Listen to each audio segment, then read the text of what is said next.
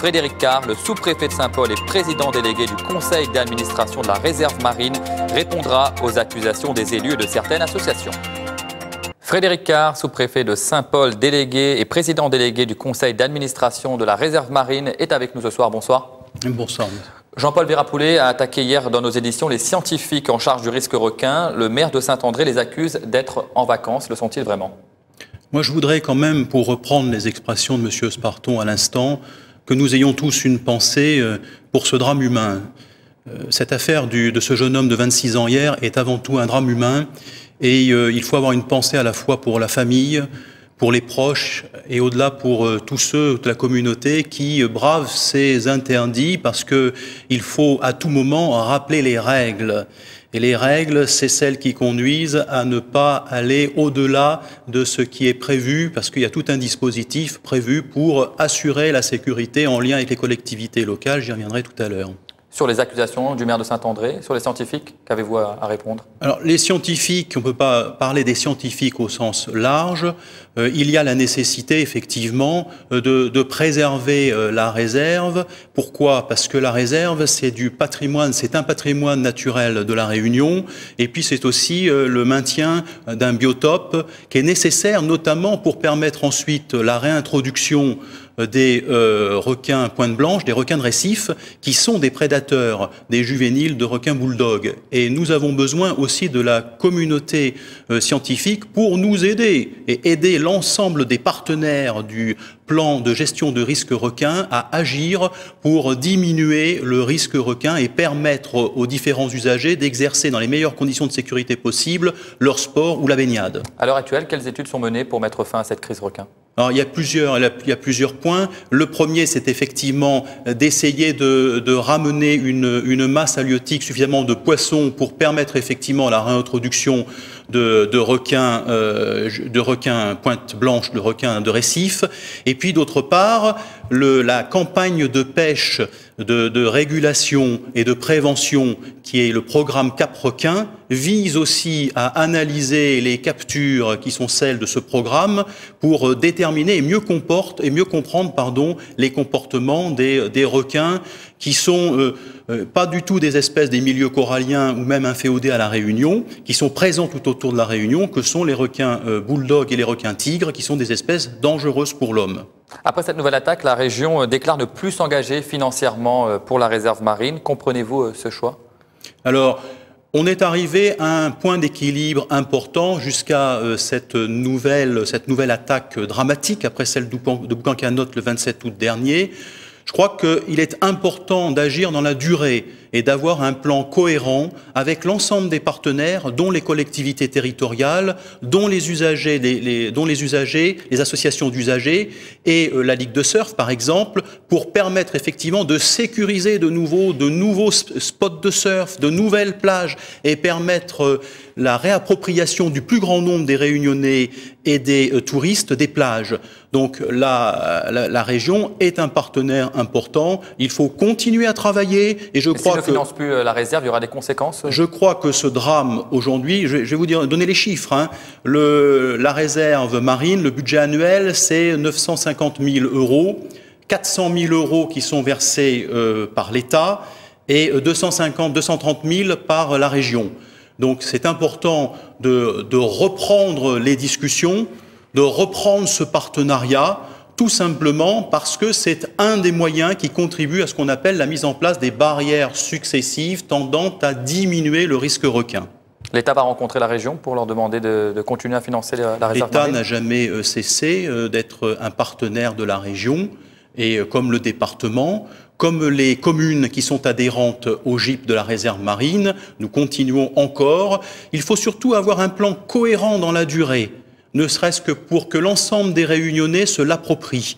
Et ce plan, il a été effectivement négocié. Je crois qu'il faut rappeler les filets de protection des baigneurs et des pratiquants de sports nautiques. Il faut rappeler le programme de pêche sélective de 2 espèces qui ne sont pas d'espèces protégées, je les ai citées. Il faut rappeler tout le travail que met en place la Ligue de surf de la Réunion avec le dispositif Vigie-Requin. Il y a d'autres projets qui sont conduits par d'autres communes, l'Étang Salé, Saint-Pierre, Saint-Leu, 3 bassins. eh bien, il faut continuer dans ce sens-là avec l'ensemble des partenaires. La région est un partenaire important. Il n'y a pas de raison au-delà que ça ne continue pas. Et les scientifiques doivent apporter aussi leur pierre à l'édifice et on peut effectivement regretter l'avis défavorable qui a été donné par le Conseil scientifique de la réserve, qui est un avis consultatif. Le conseil scientifique est indépendant, est autonome. Ce n'est pas le GIP qui est l'organisme de gestion avec les partenaires que je citais pour préserver et permettre une reprise de la vie, de la faune au sein de la réserve marine. Et je crois qu'il y a des progrès qui sont enregistrés. Ils sont fragiles, ils sont importants parce que ça nous permettra d'ailleurs éventuellement de remettre d'autres espèces qui sont les prédateurs de ces requins dangereux. Concernant justement la pêche des requins, les pêcheurs ne pêchent plus le requin car ils n'ont plus le droit de le commercialiser à cause du risque ciguatera. Pouvez-vous nous rappeler justement où on en est au niveau de cette étude? Alors, il y a la gestion du risque requin. On ne va pas rajouter un risque supplémentaire. Il y a effectivement une étude qui a été conduite sur les échantillons de requins qui ont été prélevés. Voilà la recherche scientifique. Et des premiers retours dont nous disposons, il existe sur 2 requins, un requin bulldog et un requin tigre, des traces de ciguatera, de ciguatoxine. Donc à partir de là, on ne peut pas favoriser la reprise de la commercialisation de ces requins parce que ça comporte un risque complémentaire avéré qui est historique, qu'on connaît à La Réunion comme on connaît dans d'autres régions de l'océan Indien. J'ajoute qu'il est possible par contre de travailler sur les juvéniles de requins bulldog. Je reviens juste à Mayotte, il n'y a pas d'arrêté ciguatera. Ça a été harmonisé depuis. Ça appartient au passé, ça a été harmonisé depuis. Ce que je dis, c'est qu'il y a une expérimentation en cours qui consiste, grâce à un filet trémaille, à prélever des requins juvéniles bulldog. Et on peut très bien imaginer qu'il y ait des études pour regarder si ces jeunes requins bulldog contiennent ou non des ciguatoxines, pour permettre éventuellement ensuite la consommation de ces jeunes requins. Donc il faut que là aussi il y ait des études scientifiques pour analyser ces échantillons de jeunes requins bulldog. Pour éviter les attaques et de nouvelles victimes, faut-il lancer une chasse massive comme l'ont demandé certains élus et certaines associations?